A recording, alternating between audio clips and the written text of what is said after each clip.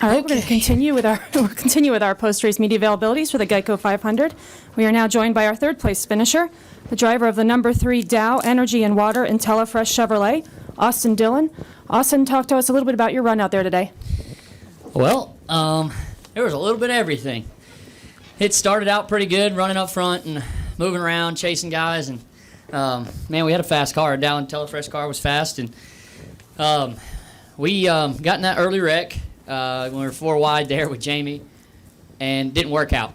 So I'm just proud of my guys, the Down IntelliFresh guys. Their shirts are probably working perfect today. They're supposed to keep you smelling good, and they worked their butts off. They had 15 stops, and I'm sure that IntelliFresh is still smelling good on those guys. So they had 15 stops. They fixed the damage, never panicked, and that's something we struggled with this year. It's kind of panicking when some stuff goes wrong, and we've been meeting about it for the last couple weeks, and just trying to figure out, we can't lose our minds because sometimes it's just not your day. And, when you think back and halfway through this race, you're not thinking it's your day. And then all of a sudden, when it comes down to it, we just kept our minds in it and kept working on the car and come home with a third-place finish. Just amazing to be a part of a group of guys that worked their tails off for me. I'm so proud of them. Man, fun day. All right, we'll open up to questions for Austin. If you have a question, please raise your hand and we'll get a microphone to you. We'll start back here with Mike. Mike Henry, USA Today. Austin, over here, middle. Gotcha. It could be argued that some bullets were sort of dodged today with cars flying around everywhere. We've got roof flaps and tried sails and things. Is there anything else that can keep these cars down that should be tried? I've been asked a couple times already what I think they should do, and truthfully, I'm not an aero guy, but I know with the smart people we have in NASCAR and all the companies that we can probably do something to figure it out, and we need to. I mean, I went flying last year at Daytona, and that's not fun. For guys that haven't done it, it's just not a fun thing to be a part of. And I don't know how to fix it personally, but I know NASCAR will put their efforts toward fixing it. I know they will. They've made the cars safer, and that's reason why these guys we're walking away from these crashes. And I think as a group, all of us want it to be where we're not leaving the ground. So we'll get some smart people on it. And I have total faith in NASCAR that they'll do their job and work on that. But man, wild day. Pat DeCola, NASCAR.com. Austin, like straight down the middle where Mike was. Okay. Well, you mentioned that you've been in wrecks like this, and we've all seen those. Are you able to kind of enjoy your third-place finish, or are you kind of just, man, I'm glad that's over with? Truthfully, I don't know everything that happened yet, so I am really excited about my third-place finish because I know what our team went through today. I did just see a video of Allmendinger getting out and looked pretty shook up. So I hope everybody's all right from all these crashes. I haven't really got the chance to look at all of them, but I pray that they're all right, and I think we'll make some adjustments moving forward to, like I said, hopefully kind of safeten up even more. But for us, I'm just proud of our Dow IntelliFresh team, man. Once again, if you guys can see the car, if you go look at it, you would never expect it to get to third.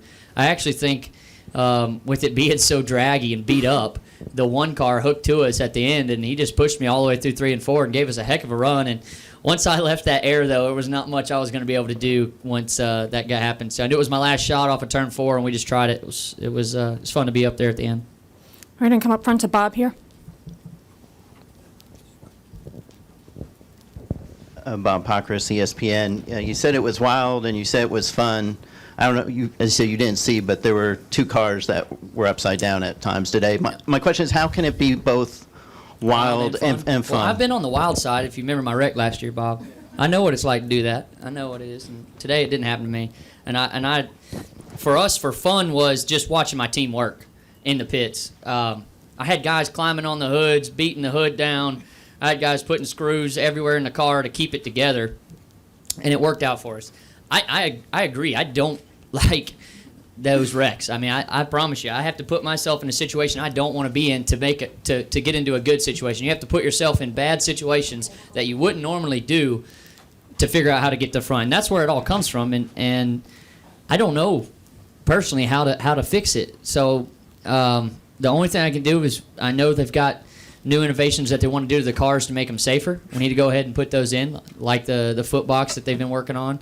And as far as aero-wise, if we need to put something on the back of the car to keep them on the ground, I'm all for it. I'm all for keeping all 4 tires on the ground, and hopefully we can have a solution by July. And I think a lot of drivers will be a lot more feeling better about it when we get there, if we can do something to keep the tires on the ground. And you'll have guys that like this speedway racing more than they do. We all have to do it. I don't know how many really love it, but I know our moms and wives and girlfriends, they don't like it. So, because they got to watch their loved ones put themselves in situations they don't like. But that's part of the game at speedway racing. That's always been, and hopefully we can figure out something to keep them on the ground. So is it fun if you don't wreck? If I don't wreck, yeah, I thank the Lord every time I don't wreck. I don't know if it's fun that I don't wreck. Yeah, I made it through it. I'm just thankful, really. Fun was watching my guys, like I said, put the work in a damaged car and having the run to the front. We started 17th with 3 laps to go and finished 3rd. So from 17th to 3rd, that's pretty cool. I had one guy come up to me today in the Dow suite and say, when Dale's last win here, he came from 15th to 1st. Maybe if we started 15th, we could have got there. We're going to go upstairs to the press box for a question. Brant James, USA Today Sports. Is it ever galling for a driver that the amount and the spectacular nature of some of these crashes is part of the entertainment value for some fans? Try not to think of it that way. I've grown up in racing and watched a lot of bad crashes, and I don't think they're true fans if they like the excitement. I think it's more of a person that doesn't really know what goes on. We don't like to be a part of crashes. That's not what our job is to crash. Our job is to compete and have fun out there and put on a show. Putting on a show, in that, crashes happen. So I don't think of it that way. I think people, if they're cheering for crashes, man, it's not a good thing. Do we have a final question down here for Austin? All right, Austin, thanks, and congratulations on the run today. Thanks, guys.